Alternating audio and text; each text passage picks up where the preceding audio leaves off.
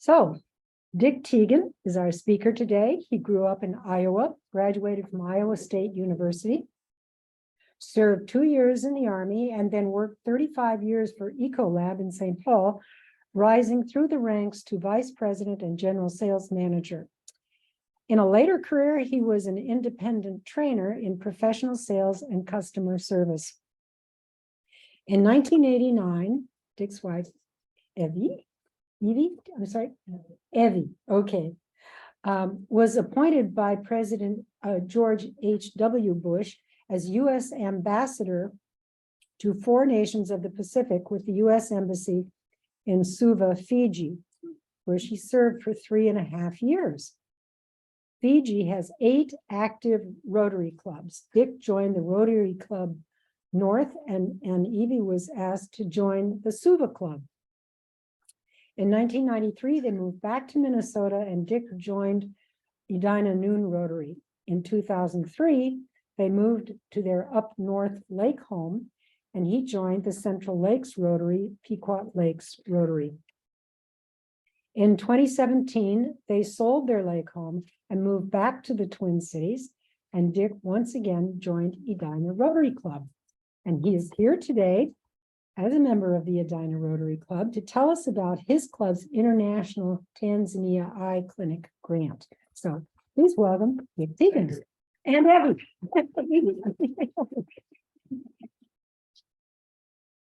Well, I'm going to give some happy bucks too. I don't think I could leave without doing that, do you? I'm going to open by asking some questions. And the first question is, have you, as a club, ever been a primary sponsor of an international grant? Have you been a co-sponsor for international grants in the past? Oh, yeah. Have you? Has it in recent years? Or? Yeah. Wonderful, wonderful. Well, just a little definition here, because think about this.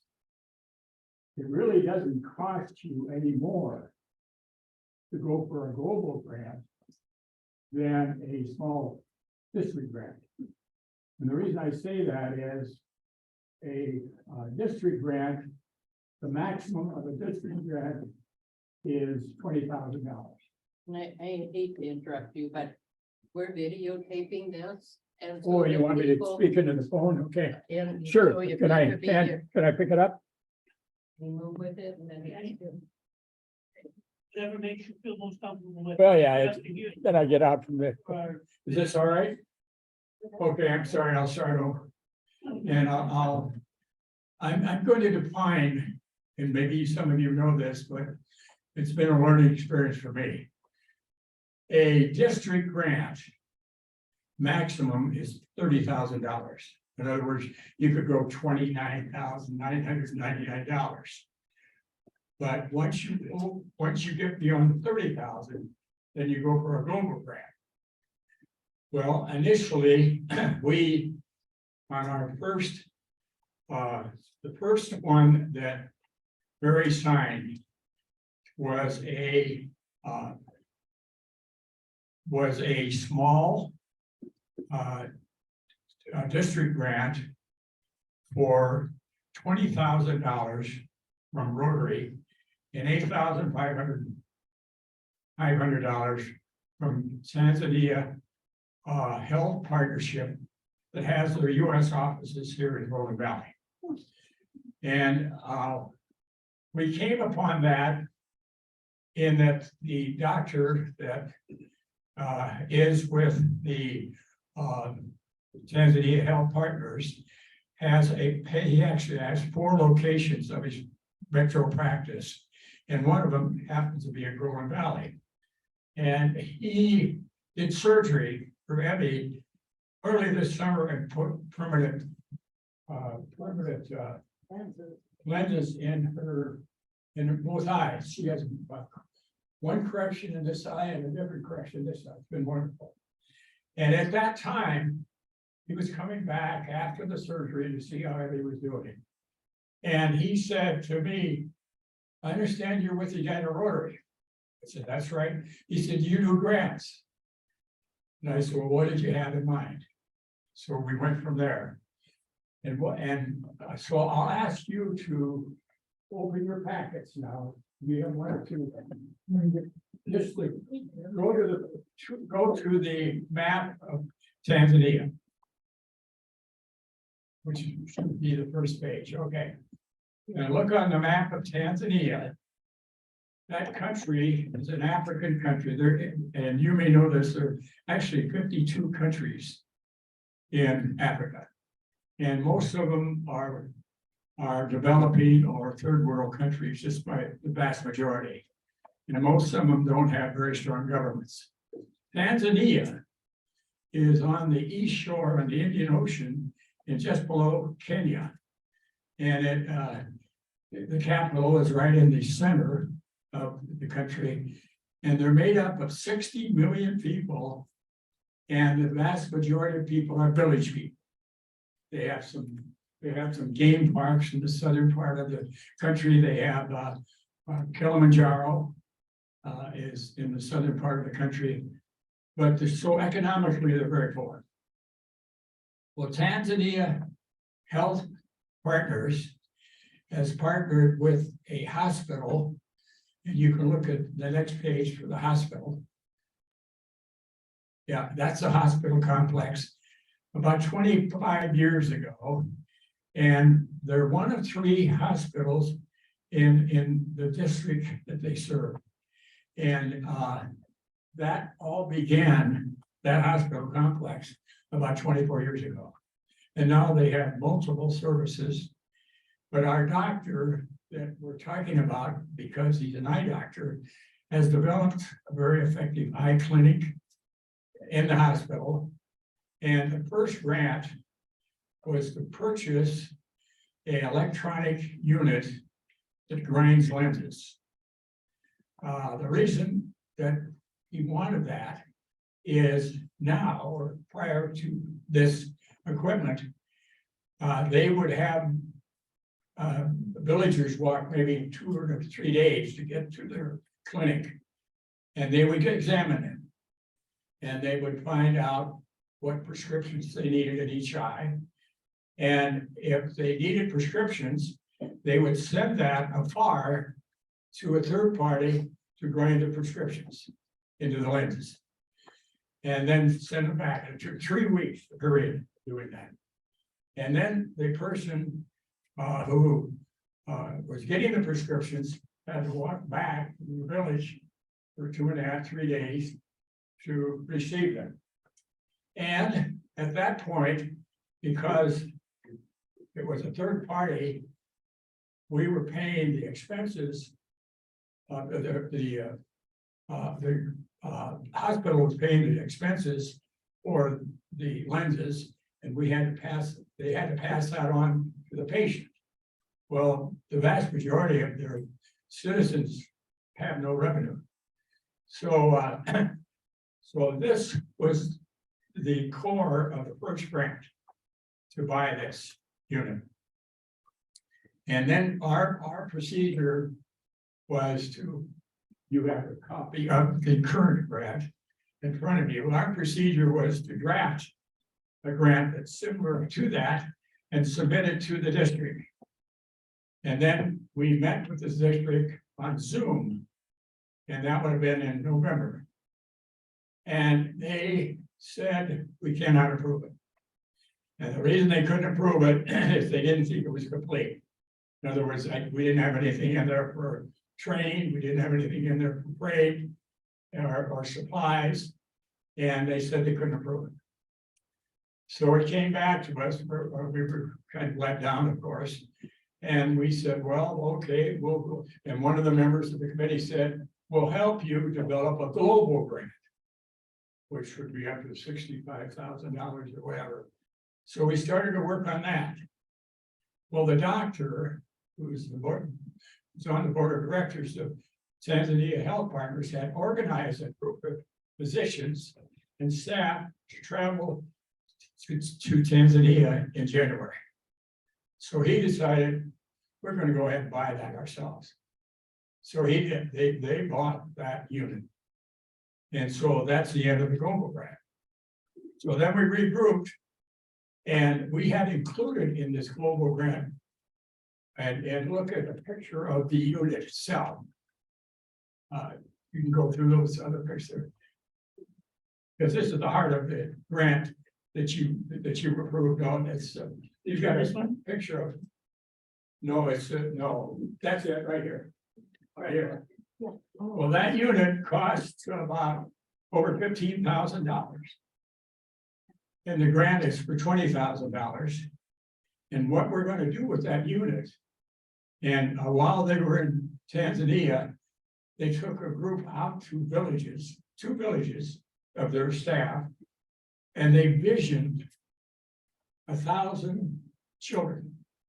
And by visioning, I mean, they can tell by dropping something into their eyes if corrections are needed. And they found out of that 1,000, there were 150 children that were almost blind. But with this unit, we can take that out to they can take that out now to the villages and actually get the prescriptions. And then take it back in to the hospital clinic and grind the lenses. And then probably just take them all out to the village. So in other words, the young people won't have to come in. So this is time and they will not be charged anything. So that's the grant. And I have to tell you though, it's you gotta be on your toes as far as covering all the bases of a grant. Yeah, because district is tough. But we were meeting with them Thursday afternoon of this week on Zoom at 4:30. And they will review this grant and we think they'll approve it. But it's, I really encourage you to look at more international grants because then usually they come from your members. You know somebody and this person has a really good qualified proposal for international use. And so if you think about it, just think in terms of people you know and what they have, because you can submit one a year. Now, the other part about that is, for example, Edina Rotary and our 4 Rotary Clubs will that are part of this grant will be paying $10,000. Our Rotary paying 6, and the 4 Rotaries are paying 1,000 each. But then district is paying the other 10,000. And the way money comes to the district is Rotarians, give money to Rotary International. Well, after 3 years, they sum up the total that Rotarians of this club have given that year, and they give 20% back to the district. So they have that money then to spend for district Rotaries. So how are the Rotarians giving back each year? That's through Paul here. they give to Rotary International Foundation. Yeah. They give to Rotary International Foundation individually. And then after 3 years, 20% of that, of the whole district giving, is given back to our district. And they use that money then for their district grants. With the international grants, a good sum comes from Rotary International.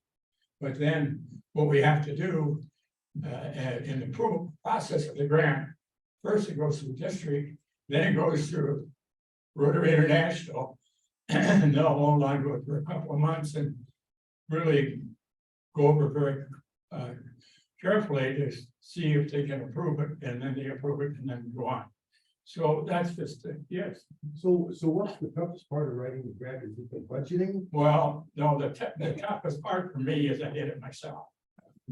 Okay, and I mean that. But when you said they didn't approve it because you didn't have supplies and. Well, in the grant, we did not include supply we did not include freight, and we did not include training. So they said, this is a global grant. And the unit itself was $28,000. So and so we then started a process of supplies, of equipment, of freight, of training. And then as we were going through it, we learned from our doctor that he said, we've gone ahead and ordered it for ourselves, and we're paying for it ourselves because we wanted it there while we were in Tanzania. And they got it up and running, yeah. So that was the hookup, or that was the news, yes. Do we have an idea of why 150 of those children were nearly blind? Well, they have a serious problem in Tanzania with, let's call it partial blindness, because they're out in the sun, the adults as well as the children in the villages so much that, and they're getting, and they're right on the equator. So they're getting a lot of sunshine and a lot of heat, and, you know, it affects the eyes, like we're told, wear sunglasses, right? In many of these developing regions, the cooking is always done over a fire, a log fire, and the children are receiving the smoke that all the other kinds of things that are in there. And it's not uncommon among the developing nations for children particularly to have eye problems. Right, exactly. Yes, So do the glasses then prescription glasses. with these? Well, you know, many of us have prescription glasses. And they give us the correction for our eyes, see clearly, much more clearly. And that's exactly what they're doing. But they, believe it or not, in Tanzania, they have children that have actually a coating over their eyes from the sun. You know, we get the, what do they call when you get your cataract, yeah, they get cataracts as children. Yeah. And the other thing I'd like to say is that knowing that Tanzania is a very poor country, but they do have a decent government, it's a republic. And they're really working hard to get the schools going in the villages. Well, they can get the schools going in the villages, but if the kids can't see, you know, right, go ahead. Are you partnering with a Tanzanian Rotary Club for this grant? We are, but they're not supplying any money. What we're asking them to do, that's a good question.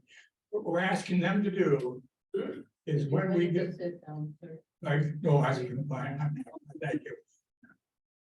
When they get the mobile unit, what they're gonna do is they're gonna have the mobile unit sent here. In fact, our supplier is right here in the Twin Cities.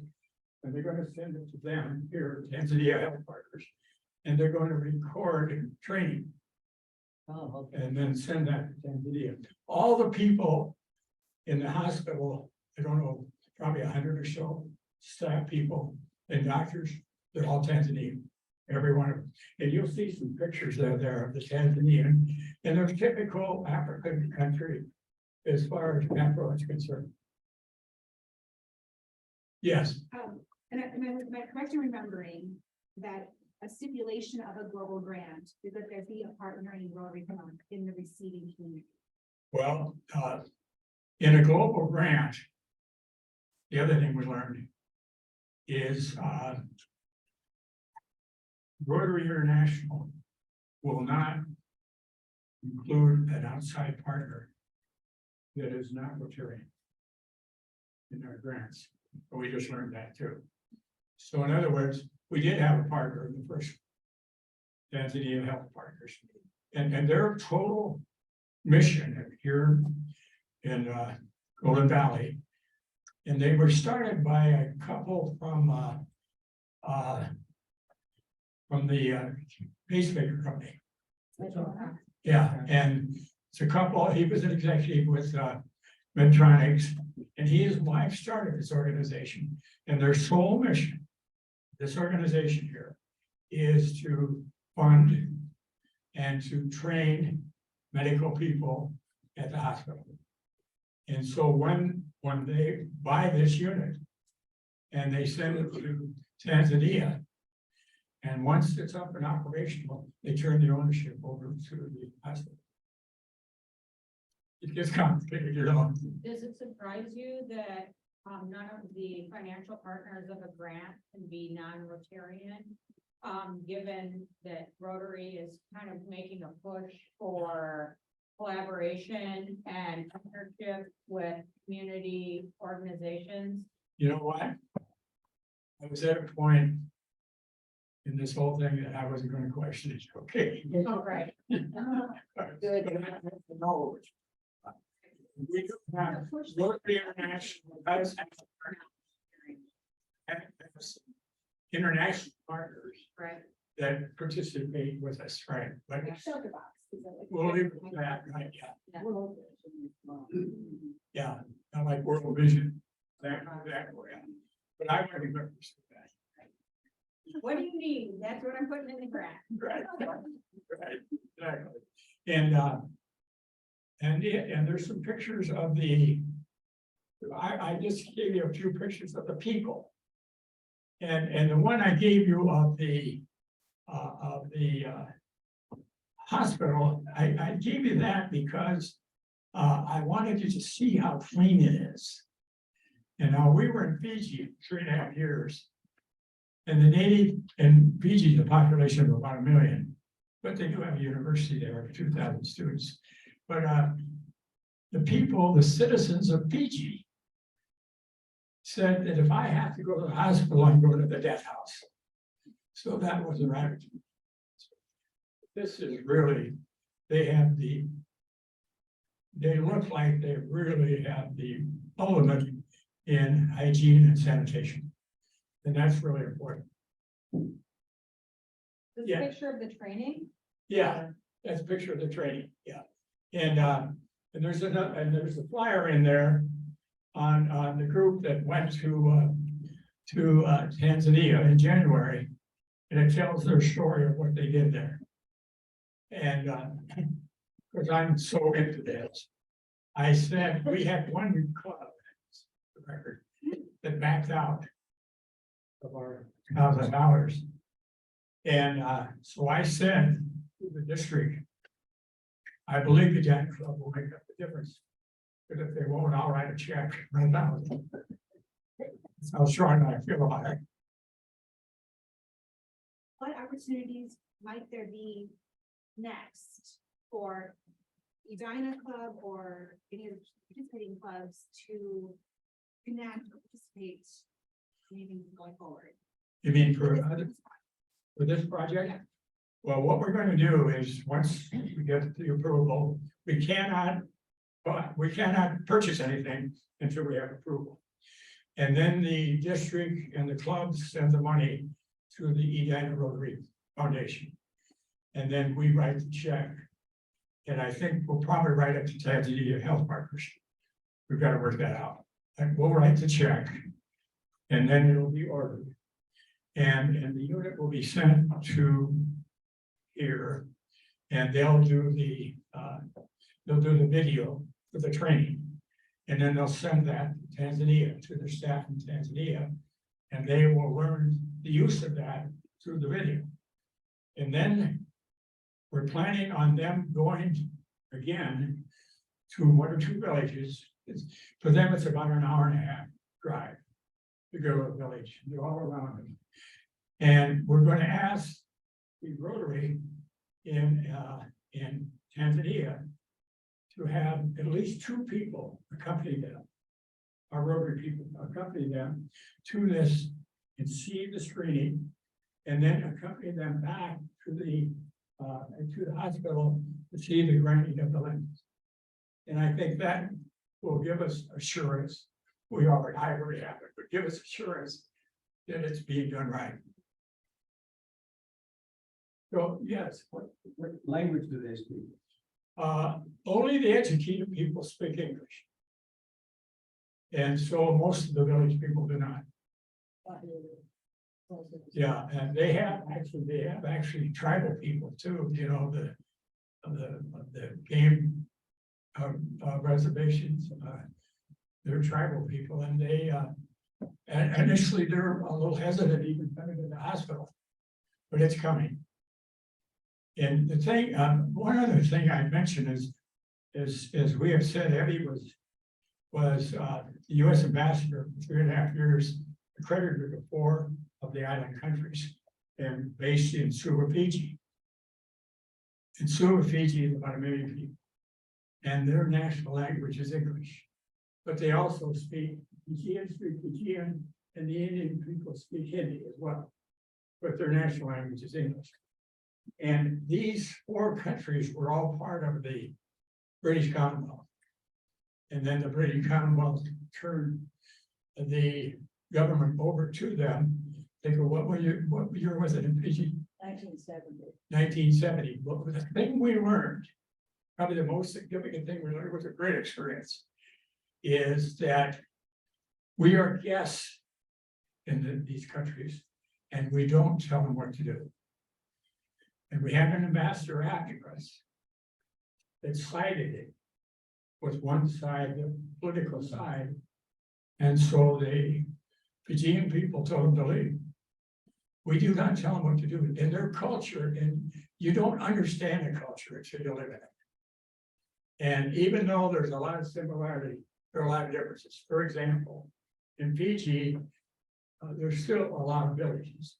And their homes now, they have a concrete block about this high and here, and then an open area.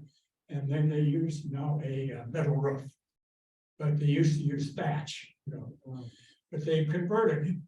And just a little experience there. I did a solicitation for a grant to buy a cement mixer and to buy a mold for blocks. And we were then going to give them the villages that were members of our YMCA. There were several villages, we had YMCA at Fiji, Suva. And so we sent it out to the village, and I was there, they had suppliers there of the equipment. And the first thing is, they had no idea what kind of a mix to use, the concrete. So anyway, we decided, well, we'll have to get that in. So after a short period of time, we said, no, we want it back at the headquarters of the YMCA. And we did a $75,000 solicitation for a grant to build a youth center into that building. And we did. And we got all of our labor, the village people. And then we had the 75 for the rest. They had a gymnasium. And it's the first youth center of Fiji for children, yeah. So that was an accomplishment. But this sort of thing gets in your blood, and you look for opportunities. And you're great, you're Rotary. I'm just trying to envision how children who have no idea what classes are, and then they receive classes, there's gotta be some training as to. Well, yeah, they are becoming much more awareness of their blindness. Well, yeah, and it's certainly the adults, For the classes, right? care for the classes and not gonna scratch and, Well, it's a step forward. yeah. Yeah, right, and they are doing schools, elementary schools, not the villages. Well, you can't read, you can't see, and so we think it's a big step forward, and we envision that we will be able to do several thousand children a year. And that's gonna be big, right? I mean, you gotta look at every grant, every developing country is a drop in the bucket. But I think we in the US and we in Rotary do a lot of drop in the buckets. Yeah. Dick, earlier you mentioned that you can only apply for one global grant a Rotary year. Per year. Per year. Does that also apply to your financial partners? Or are the financial partners able to? So that's their decision. Well, Okay. if it is a Rotary financial, I'll tell you about the first The grant. Rotary Club financial. Yeah, I know. Yeah. The first grant we did, I did for charity was $15,000 from our district and $15,000 for a district in Arizona. And I got to know the past president of that district because we spent winters going through that Rotary in Arizona. And he and his wife, 25 years ago, took their children to South Africa. They toured for, I think, a half a month, and then they walked for a half a month. And they decided to establish an orphanage in southern South Africa. And I think they spent $250,000 of their own money to do this, the family. And that orphanage today has an age range of 2 years old to graduation through secondary school of 60 people, 60 kids, boys and girls. And they have separate areas where they live. Boys live, girls live different places. They work together, they play together, they learn together, and they are not up for adoption, period. So in other words, they take them all the way through high school, and every one of them gets a secondary education. And then when they graduate, they help them find employment in South Africa. Great organization, yeah. And we provided, our district provided $15 million, and everybody should $15 million. But he was a Rotarian, see? 15,000. Yeah, it was 30,000 total. Okay, you said millions. so Oh, I didn't tell you. I would really. Yeah, I think big. Yeah. Okay, yeah, 13. So what about that was 30,000? What they did is there was a person, I don't know, they gave them the money to build a new laundry building. And we supplied the washers and the dryers, commercial washers and dryers with this laundry building, and they hired 2 young girls to manage it. So, and all of the children go to school and they all wear uniforms. They go to 4 different schools. They all wear uniforms. So, and there's about 60 children and 60 staff. So that's a lot of laundry. So I'm not sure if I asked the question correctly. When you give to a global grant as a financial partner, like we have. We can still write our This own. could we still write our I'm own, pretty sure, yeah. or are we prevented from doing that because we partnered in Say again, what's your question? You're only allowed to do one global grant a year. Right. So does that apply to your financial Rotary partners or just the primary? No, I think it's your primary. Yeah, we were the primary, we were the primary and the one for South Africa. And so it was, and we learned after we started that grant, the first one, that our club had already given, already awarded grant. Why we weren't told initially, I don't know, but that's the way it worked. So we moved on from there. When your club's that big, that can just fly under the radar. Yeah.